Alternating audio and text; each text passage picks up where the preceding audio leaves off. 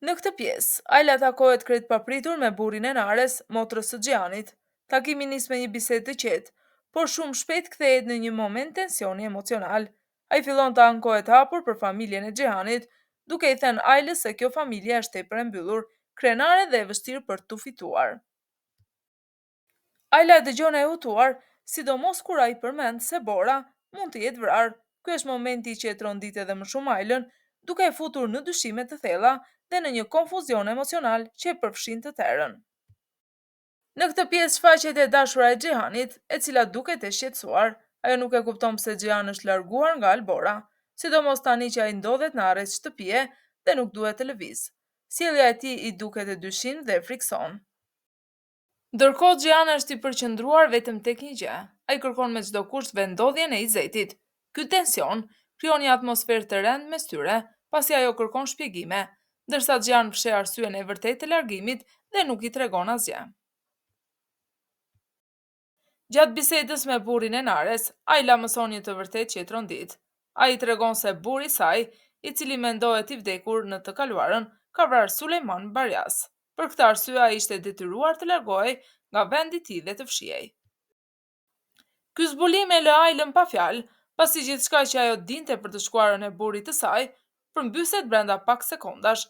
Biseda kthehet në një moment kyç, që hap dyshime të reja dhe sjell një tjetër peshë të rëndë në historinë e saj. Pas asaj që dëgjoi nga burri i Nares, Ajla shkon menjëherë tek Xhiani dhe i kërkon shpjegim. Ajo e pyet drejt për drejt nëse është e vërtetë ajo që i kanë treguar. Xhiani, surprizuar dhe i tensionuar njëkohësisht, i thot se do të flasin më vonë dhe se ai do t'i shpjegojë gjithçka. Por Ajla nuk mund të presë, e tronditur dhe e zhgënjur, ajo largohet menjëherë, duke lënë Xhihanin pas. Kaja, pavarësisht se ka urdhër gjykate që nuk i lejon të dalë lirshëm, shkon fshehur azi në shkollë për të marrë të dashurën e tij. Ai e pret jashtë dhe e shoqëron deri në shtëpi, duke rrezikuar veten dhe duke thyer rregullat, vetëm që ajo të mos kthehet vetëm. Ajla shkon tek varri i Boranit, e tronditur dhe me shumë pyetje. Xhiani e ndjek pas, duke parë në eshtje ndërsa ajo shpërthen me dhimbje. Pranë varrit, Ajla pyet me lot në sy pse burri i saj ishte kthyer në një vrasës dhe çfarë e kishte shtyrë ta bënte një gjë të tillë. Xhihan vendos t'i tregojë të vërtetën. Ai thot se Borani kishte vrarë Sulejmanin, sepse Sulejmani më parë kishte vrarë babain e tyre. Sipas tij, gjithçka kishte qenë një zinxhir akmarrjesh që vazhdon ende dhe kërcënon të gjithë familjen. Ajla mbetet e shokuar, duke mos e besuar se burri i saj kishte mbajtur një sekret kaq të rëndë për kaq shumë vite. Ndërkohë, Xhihani nuk ndihet mirë, ai është i plagosur dhe mezi qëndron në këmbë. Ajla, dhe pse e lënduar nga ajo që mësoi, shqetësohet për të dhe përpiqet ta ndihmojë. Ajo telefonon menjëherë Shahinin për të kërkuar ndihmë. Kaja i kërkon të dashurës së tij që lidhja e tyre ta bëjnë publike. Ai dëshiron të mos fshihet me dhe të tregojë hapur se janë bashkë, por ajo e refuzon këtë ide sepse po kalon probleme serioze familjare dhe nuk dëshiron të krijojë më shumë tension. Kaja ndihet i lënduar nga përgjigjja, por nuk të riqet.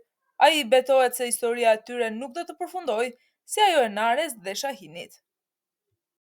Ajla vazhdon të përballet me kërcënimet e vjerrës së saj, ajo i ndalon çdo kontakt me Izetin dhe akuzon se është e paturpshme. Sipas saj, nuk ka kaluar asnjë javë nga vdekja e Boranit dhe Ajla po përpiqet t'i afrohet Xhihanit. Fjalët e vjerrës janë të ashpra dhe godasin rënd Ajlën. Por këtë herë, Ajla nuk hesht. Ajo i thot hapur se do të bëjë çdo gjë të mundur që djali i saj, Denizi, të mos rritet në atë shtëpi dhe të mos përfundojë si babai i tij, i përfshirë në akmarrje dhe vrasje. Kjo e trondit vjerrën, sidomos kur kupton se Ajla e ka mësuar të vërtetën e fshehtë që familja ja kishte mbajtur prej vitesh. Nga ana tjetër, vjerra zemërohet edhe me të bijën, pasi ajo kishte telefonuar Ozganin për ta ndihmuar Ajlën.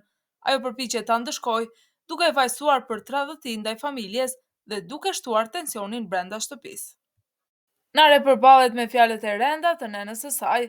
Ajo akuzon se edhe pse nuk e do Ozganin, Nare kërkon të largohet me të vetëm për ta lënduar atë si nën. Këto akuza e godasin Naren emocionalisht dhe e lën pa fjalë. Shahini, i cili dëgjon bisedat nga larg, kupton se Nare ende vazhdon ta dojë atë dhe se në zemër nuk ka vend për askën tjetër. Ky moment e prek shumë Shahinin. Teksa tensioni rritet, Nare papritur humb ndjenjat dhe i bie të fikët, Shai nxiton dhe e kap në krahët e tij, i friksuar dhe i shqetësuar për gjendjen e saj. Ayla ndihmon Naren pasi asaj i bie të fikët dhe i tregon se ka qenë mjeke në Toronto. Ajo e këshillon me qetësi që të mos lejojë më kurrë që Ozgan të ngrejë dorë ndaj saj, pavarësisht justifikimeve që Nare jep se është treguar gjithmonë e ftohtë me të shoqin. Ndërkohë Shahin, i shqetësuar për gjendjen e Nares, i afrohet Ailës dhe e pyet se si është ajo dhe nëse rrezikon diçka.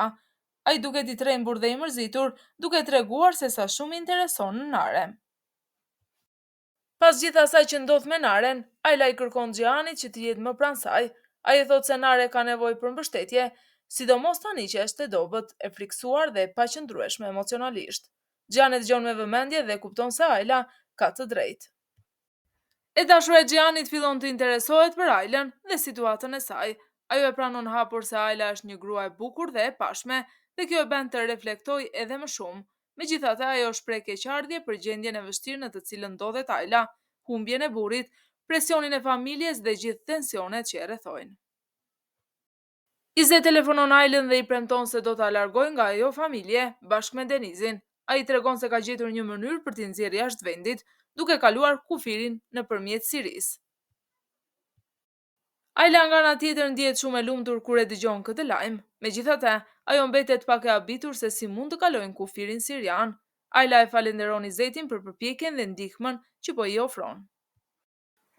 Ayla telefonon spitalin ku punon në Kanada dhe u premton se do të kthehet atje javës tjetër. Ajo përpiqet të dëgjohet e sigurt dhe e vendosur, duke besuar se shumë shpejt do të largohet nga situata e vështirë ku ndodhet.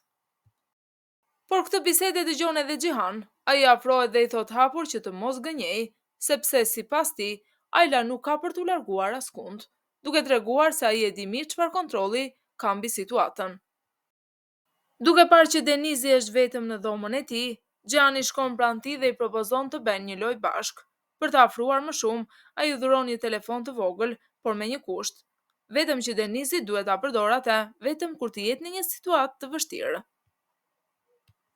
Xhani kërkon gjithashtu që kjo lojë dhe ky telefon të mos i tregohet nënës së tij, Ailës. Denisi i emocionuar dhe i surprizuar e pranon dhuratën pa kuptuar plotësisht qëllimin e Xhihanit. Ky moment krijon një lidhje të fshehtë mes tyre dhe sjell një tjetër tension të padukshëm në familje. Si mendoni ju? A do të arrijë Ayla të largohet me Denizin apo Xhihani do ta ndalojë? Apo e bën Xhihani për të mirë dhuratën për Denizin apo ka qëllime të fshehta? A duhet Nare të qëndrojë pranë familjes apo të largohet nga Ozani? Ai beson premtimit të Izetit për ta nxjerrë Aylën jashtë vendit? Çfarë mendoni se do të ndodhë më pas në këtë familje të mbushur me sekrete dhe konflikte?